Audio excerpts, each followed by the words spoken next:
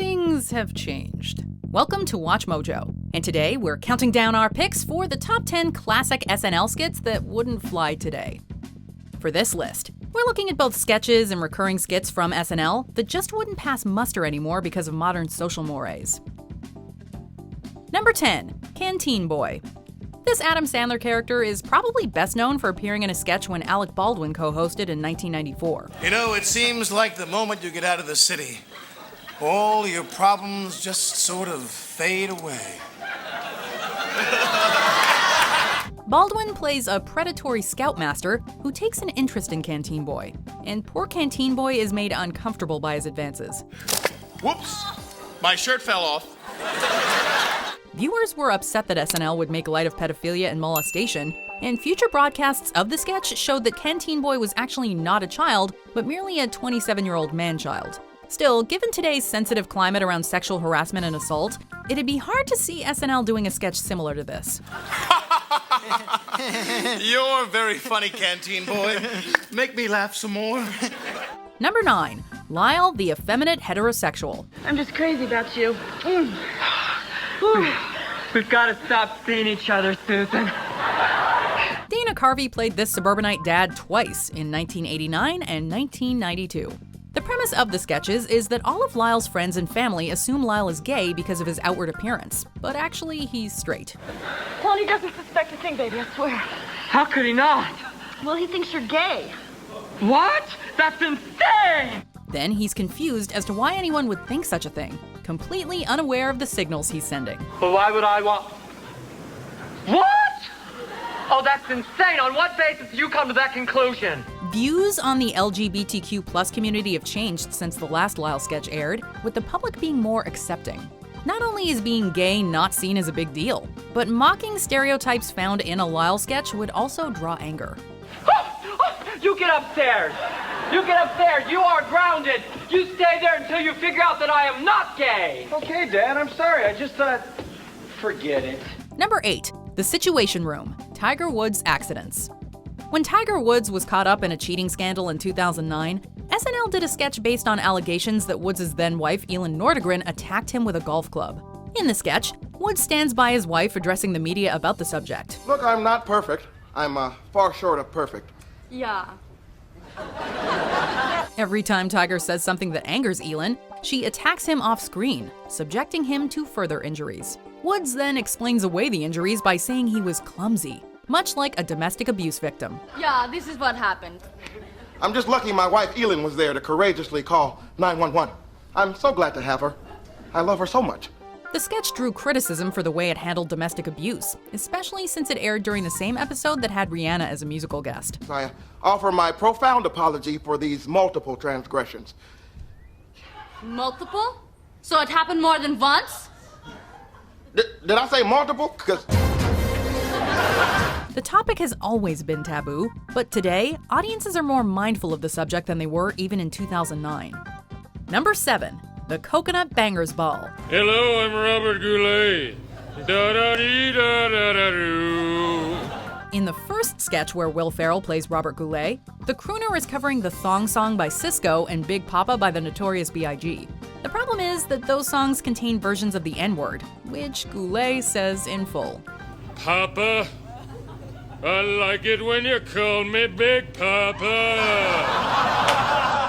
Throw your hands in the air if you think you're a player.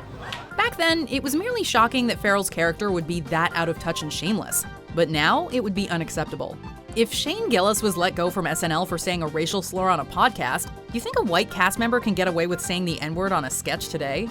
Anyway, check out the CD. You'll just love it. Or my name isn't Robert Goulet. Number 6, in a Box. For the 2006 holiday special, Justin Timberlake and Andy Samberg get frisky and festive and proffer up some very special Christmas gifts for their significant others. Each offers his junk in a box. The early 90s style R&B singers played by Timberlake and Sandberg really sell this notion, utterly convinced that this would be a thoughtful gift to show your lover you care. After it was released, in a Box was celebrated in pop culture and won an Emmy in 2007. However, the outlandish romantic gesture in the Me Too era has uncomfortable overtones of the unwarranted harassment many women face. Number 5. High-stakes Japanese game show. Kara rari temperatin. Sankonbanwa. This sketch finds Chris Farley as an American tourist competing on a horrific Japanese game show where contestants are mutilated or tortured if they don't answer questions correctly. All of the cast members in the sketch are white, including the ones who play Japanese characters. And most of the Japanese words that are used are gibberish with the occasional real word thrown in. You know what? I shouldn't be here. Call the concierge! Call the concierge! Donkey something! Today, sketches where white actors play Asian characters, such as the 2008 sketch that showed a Japanese version of The Office, would be seen as mocking Asians. Number 4. Samurai Hotel.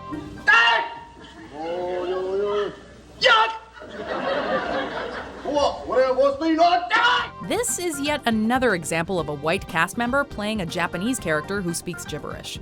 Played by John Belushi, Samurai Futaba worked an assortment of jobs, including hotel clerk and deli worker, and he always kept his trusty katana by his side. Excuse me. Like a room for the night, please? Short-tempered, the samurai performed his tasks with intensity and often pulled out his katana. While we can still look back and marvel at Belushi yelling like a lunatic and lashing out with his weapon, the mainstream public nowadays has turned against white comedians acting out broad stereotypes of other races and cultures. Number 3. It's Pat. The premise of this recurring sketch was that nobody could tell if Pat was male or female. When clues pointed one way, they were immediately undercut by new information that Pat gave out that left the answer ambiguous. Well, before I start a family, I need a special someone. Somehow, SNL got enough mileage out of this character to create multiple sketches in the 1990s, and a full-length feature film. Howdy, Tippy. Oh, Pat. What do you want? Well, I just thought I'd stop by and pick up a few personal items. Oh, no. Please, remember? No, I don't want to know about your sex life. Critics, including producer of the TV show Transparent, Jill Soloway, see Pat as an object of ridicule because the character doesn't conform to a specific gender norm. Julia Sweeney, the actress who played Pat, doesn't quite see it that way, but understands how others do. I'm sorry. Really, earlier when I mentioned you're having a family, it's just that I think you'd make a really great father role model. Number 2. Racist Word Association Interview. The 7th episode of SNL, which was hosted by Richard Pryor, featured this sketch about an uncomfortable job interview. As part of the interview, the applicant, played by Pryor, and the hiring manager, played by Chevy Chase, do a word association game. Just a word association. I'll throw you out a few words. Anything that comes to your mind, just throw it back at me, okay? The words Chase's character gives out as part of the exercise start out innocently enough, with offerings like tree and rain, but then devolve into racial slurs, including the N-word.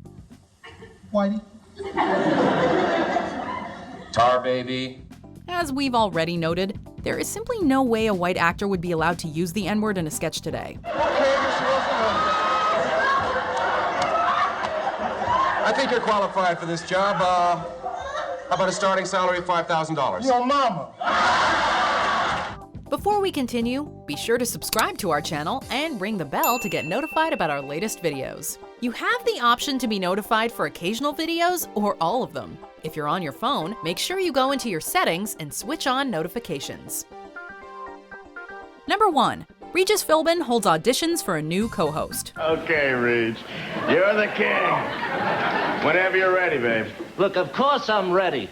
Are you kidding me? With 2 hit shows and a big new contract, I'm the man. I've got game.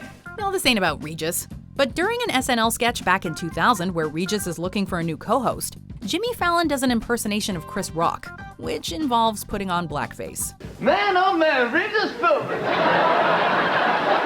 I've seen Who Wants to Be a Millionaire, and guess what? Not a lot of black folks on the show. Right. Blackface has become 100% socially unacceptable in any form. And Fallon became the target of criticism when people brought up his past incident of blackface. Chris, you're terrific. Would you consider teaming up with me? What? You kidding? I ain't waking up at 7 a.m. to fake laugh at some cruise ship stories. What the hell? Also, crucially, SNL has faced criticism for its lack of racial representation in its cast, which it tried to address over the years by adding a more diverse array of talent. So they're not about to let a white actor play a black person in any sketch. Do you agree with our picks? Check out this other recent clip from WatchMojo, and be sure to subscribe and ring the bell to be notified about our latest videos.